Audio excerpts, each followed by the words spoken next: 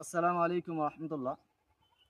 আমার হাতে যে মোবাইলটি দেখতে পাচ্ছেন, এই মোবাইল নিয়ে আমরা ফেসবুকে কি করি সারাদিন।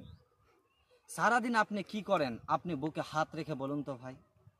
আপনাকে বলছি, ধরেন আপনি এভাবে লক খুললেন, দিয়ে আপনি ফেসবুকে গেলেন। ফেসবুকে গিয়ে আপনি সারাদিন কি করলেন? এইভাবে গান বাজনা বাদ্যযন্ত্র চালু করে আপনি ধেই ধামাক্কা শুনছেন। আপনার কি মনে হয় না যে এই রকম বক্তব্যগুলো শুনি, এই রকম বক্তব্যগুলো শুনে আল্লাহর রাস্তায় ফিরে আসতে পারি না আমরা ভাই? আপনি গান বাজনা ধেই ধামাক্কা এগুলা শুনে আপনি নিজের ক্ষতি করছেন ভাই। এটাই সত্য।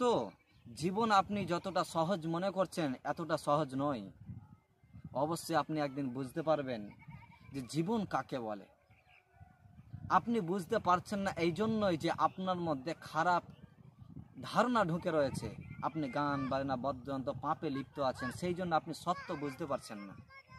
তাই বলতে যাচ্ছে ভাই, ফেসবুকে গিয়ে প্রেম প্রীতি না করে, খারাপ অশ্লীল ভিডিও না দেখে এই কাজ থেকে বাঁচার চেষ্টা করুন। আরও একটি কথা বলি, ফেসবুকে গিয়ে আমরা একটা কিন্তু ভিডিও খুব পাই, দেবর ভাবি, শ্বশুর এবং বৌমা। এই ভিডিও দেখে যুবক সমাজ একেবারে কি বলে এটা, একেবারে সংযুক্ত এই পাপটির সাথে। দেবর ভাবির সাথে কি করলো, এই করে নিল, ওই করে নিল, এই ভিডিওগুলো আমরা ফেসবুকে অহরহ দেখছি ভাই। ফেসবুক মানুষকে ভালো কাজ করে আপনি নেকিও কামাতে পারেন, আবার খারাপ কাজের মাধ্যমে আপনি পাপও করছেন। এই মহাপাপ থেকে বাঁচার জন্য আপনাকে অনুরোধ জানাচ্ছি। আসসালামু আলাইকুম রহমতুল্লাহ।